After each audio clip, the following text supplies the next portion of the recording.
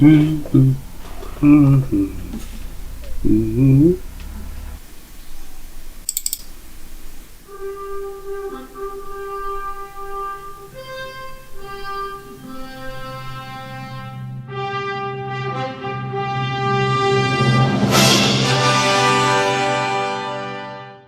hello! I didn't hear you come in. Probably because this is pre-recorded footage. I'm Crimson Decard, and I'll be your reviewer this evening.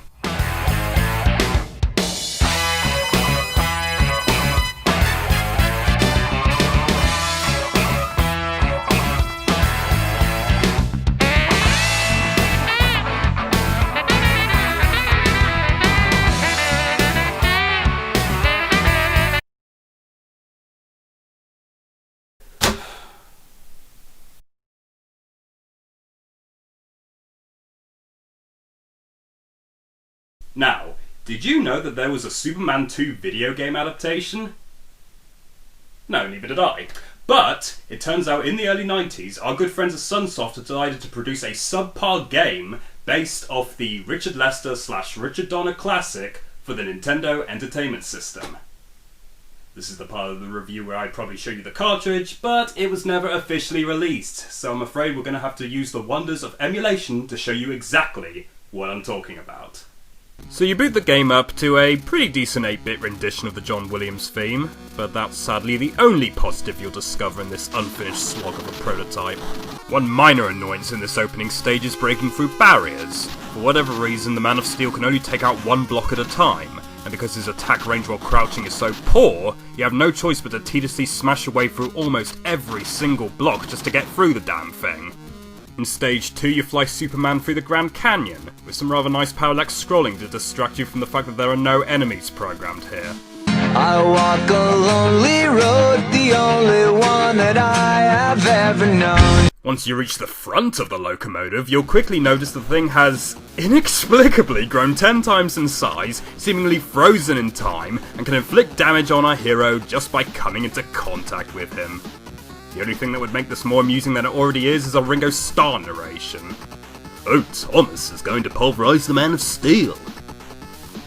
At this point, you've pretty much reached the end of the game, but I guess you can still have fun spawning glitchy sprites in the top left of the screen.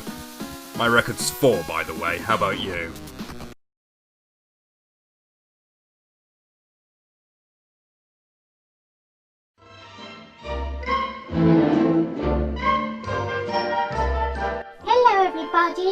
Welcome to Wee Shoutouts! Wee! Today we're shouting out Crimson Decard, a video game reviewer who has made his start reviewing an unreleased Superman 2 game. Go check him out if you're looking for a viewer who is both funny and informative. You might learn a few things about prototype game. Woo! Go check him out! Woo!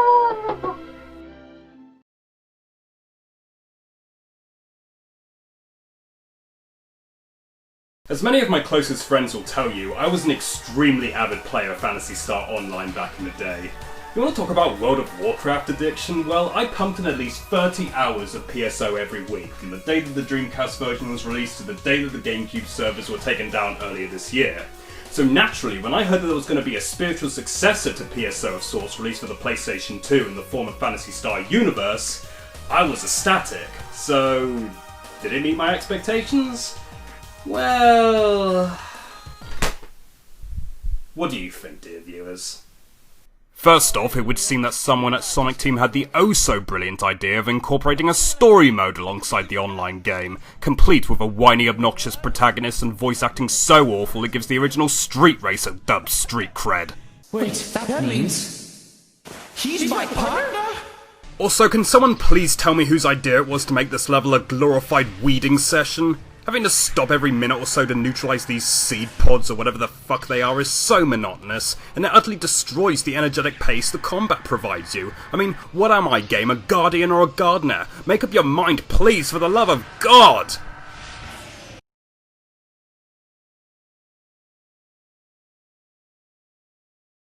Happy birthday to you. Happy birthday to you. Happy birthday, Crimson Decard. Happy birthday to you.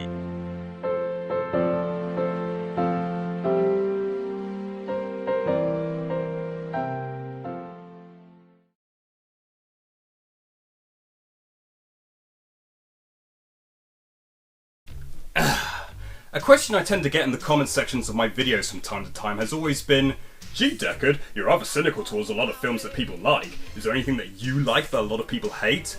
And the answer would be, yes actually, I have a soft spot for a lot of movies which admittedly weren't well received back in the day, but I think have been unfairly treated over the years. And no movie is a better example of this fact than the only just recently released on DVD, the 1986 classic, Howard the Duck. Howard the Duck may always be looked down upon as a critical and commercial failure, but it's nowhere near as bad as its reputation. It's well shot, the actors are clearly having a lot of fun, and the inclusion of ILM effects work and a killer Thomas Dolby soundtrack really helped lift its entertainment value. If you're looking for a bizarre yet oddly creative film that serves as a wonderful little time capsule of 80s culture and adventure films, you just can't go wrong with Howard. Not bad for a duck from out of space.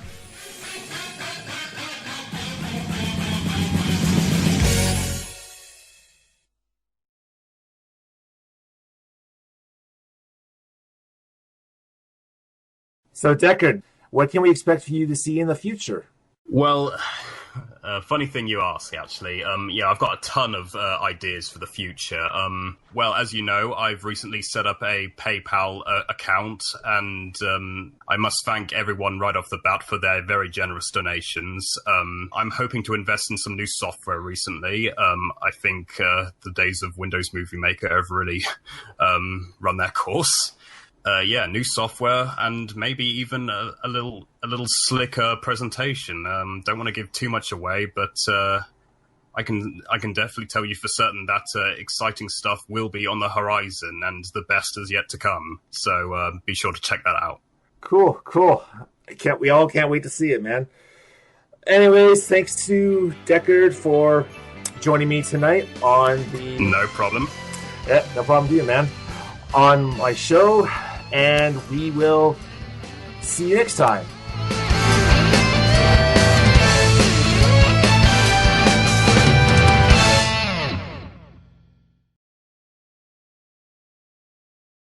Simply put, James Cameron produced a solid duo of films which not only earned their place in popular culture, but helped revolutionise filmmaking for very many years to come. It's a good thing they didn't make a third film which completely shat all over that legacy, eh, viewers?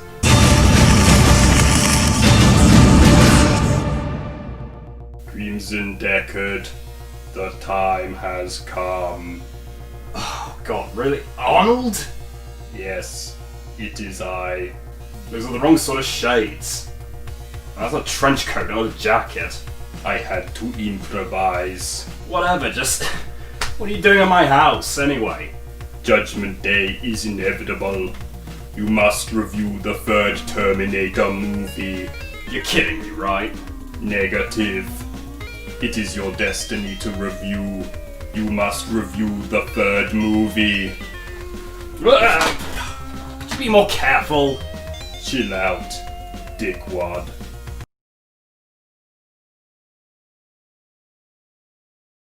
Knowing that they had another abysmal flop in the making, Acclaim, in their infinite wisdom, decided partway through development to incorporate a publicity-drawing gimmick to help boost the sales of their new BMX game. Nudity and raunchy humour. Yeah. I can only imagine the board meeting at Acclaim went something like this. Gentlemen, we have a situation here. We need to come up with a quick and easy gimmick to sell this turd of a game, or else we're going to be bankrupt within 3 years. Let's see what you got, gentlemen. Well, sir, people like Turok, so what about Turok Dinosaur Rider? You ride the BMXs as the dinosaurs. Nah, this is too stupid. I'll never buy it. Never buy it. Right, what do you got next? Ninja games are coming back in style, so what about BMX Ninja? Nah, they already tried this idea on the 8-bit computers like 16 years ago or whatever. No, not acceptable. What do you got? Come on. Well, sir, this may be scraping the bottom of the barrel a bit, but what about something like Playboy BMX? Ah, nudity and raunchy humor. I love it. Let's make it. Let's make it. Just do it. Let's make it. Let's make it. Let's make it together, gentlemen. Make it together. Make it now. Make it now. Make it now. Ship it out tomorrow. Ship it out next. And you probably get the idea.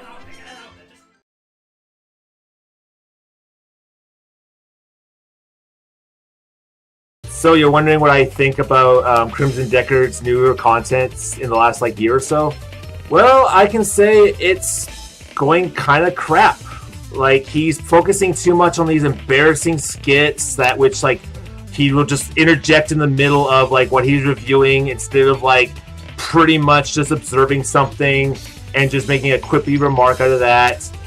All his fans apparently like him, but he's starting to sort of turn on them in a way. He's starting to sort of get all lippy at them when they try to criticize him, saying what's wrong, man? And he's just going off on a tangent of saying oh, you don't understand me. He's trying to be a bit of a genius, and I just really cannot start to support him now, man. I mean I hope he can sort of see the light, so to say, and improve his quality of work, but in the current direction, it's I'm starting not to really support him anymore.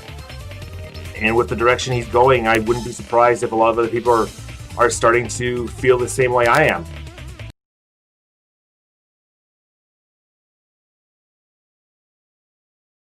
So I've been noticing recently that a lot of people have been complaining about Crimson Deckard, his videos, and well, I've wanted to make this video for a long time, but just a bit nervous, really. Well, I'm his former girlfriend, Pearl, and we met online. We happened to live close, so we met up and things went from there. Well, I know he had a PayPal and people were donating to it. Personally, from what I've seen from his computer, there was no real update or anything. He was still using Vegas movies instead of After Effects or anything fancy like that. I mean, I didn't see anything, no new recording stuff. I don't know where the money went, but he's certainly not spending it on you guys. I don't think he honestly cares about anyone but himself. As soon as our relation got more and more, fame got to his head. He was always going on about subscribers, always, clicking, refreshing the page to see how many views he'd get. And he'd always get mad if they weren't any more than the last video, and YouTube became his life. I mean, he used to forget things constantly. He forgot my birthday last year. And if I just say, Declan, seriously, it's my birthday, and he was like, oh, it's alright, I'll be there in a second.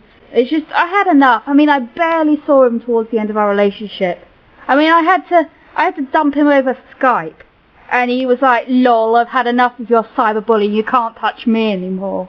He doesn't care about anything. It's just sort of, the fame went to his head. He's not going to listen to you. Just ignore him. Unsubscribe. Peace out.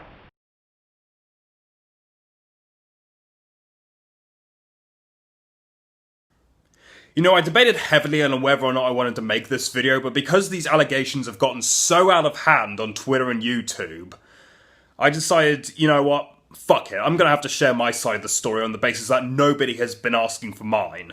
If I've just been pocketing the money all this time, how the fuck do you explain the increased production values in many of my reviews? How do you explain all of those visual effects, all the cool editing that I've been doing recently? How the fuck have I been able to achieve that without my fans, generous donations? Who the fuck are you to go around saying this person has done this and that?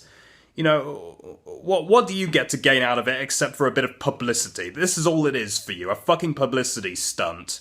And the worst thing about it is that people are believing you somehow. I don't know why. I mean, I was under the assumption that my videos were getting, great publicity and all that, but apparently this isn't enough for some people. Apparently they want me to go back to the way I was before I started adding, skits and everything. Well, you know what, people? If you can't handle the fact that I just want to inject a bit of production value into my videos, don't fucking watch it!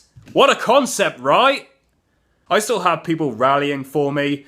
You know, they're not going to go around anytime soon just because of some stuck-up bitch's allegations. Yeah, that's right. I said it. You're a fucking stuck-up bitch. You simply can't handle the fact that I'm not your boyfriend anymore. You know, this is the last I'm going to make of this subject. To anyone who brought it up, you know, I'd like to ask you politely to go fuck yourselves. And to my ex, if you're watching this still, after all I've been rambling on a bit for, you know, you can fuck off too. You know, I'm gonna spread as much shit as I can on you, if need be. You know, you don't know who the fuck you're dealing with here. I'm fucking Crimson Decard, and who the fuck are you? A nobody. You're a fucking nobody. I'm glad I ditched your stupid ass.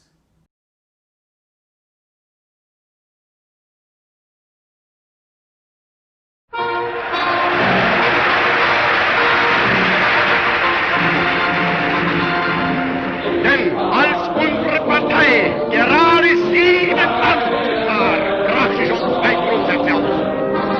Erstens, sie wollte eine wahrhaftige Weltanschauungspartei sein. Zweitens, sie wollten kompromisslos die einzige Macht oder alleinige Macht in Deutschland.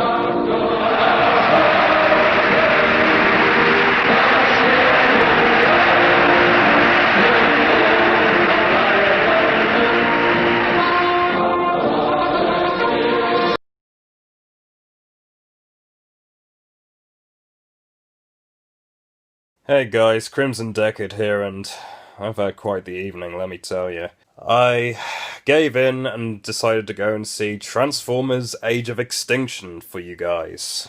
Turns out I couldn't have picked a worse time to see this fucking movie, let me tell you.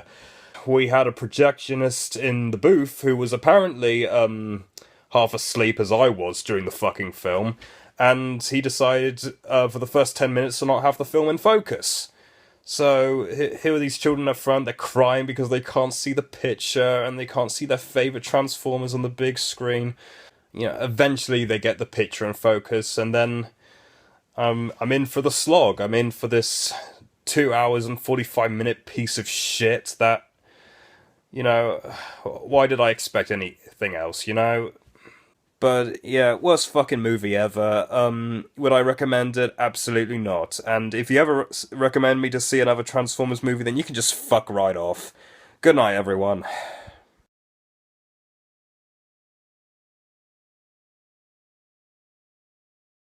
Yes, it is a good day out, but, you know, I wanted to stream. You know, is that a problem with you? I'd buy that for $1. What the fuck hit me? Oh, I'm perfectly calm. I just want to, you know, be able to concentrate. No. Oh. Can't see. Reload, please. Oh. You want me to take a chill pill? Well, fuck you. I'm sorry. I've had a really rough week, and I was hoping to relieve some steam with this game. So you either shut your pie hole, or I kick you out of the stream. It's as simple as that. You know what? Go fuck yourself, Alex. Yeah, I said it, Alex. You know, you've been nothing but a fucking pain all evening. So, you're out of here. Not go down like this. Oh, fuck off. Oh, no, can't see. I'm fucking pissed. Good night, everyone. Thanks for tuning in, but... just fuck!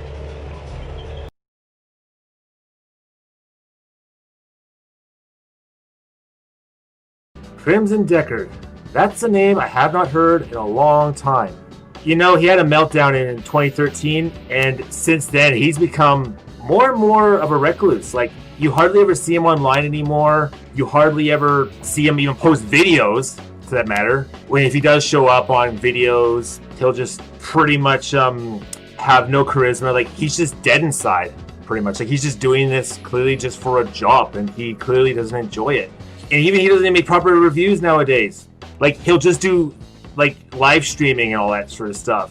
And whenever he does stream, he doesn't even talk about anything really. He'll just basically, and if he does talk, he'll just basically belittle the viewers that happen to show up to watch him and try to communicate with him.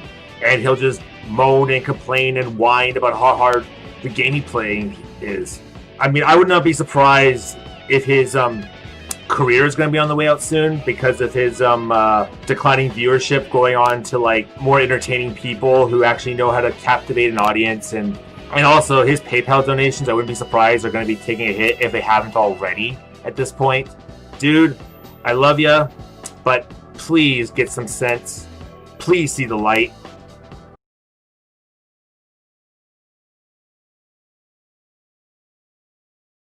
Been a while since we've had this camera running, eh?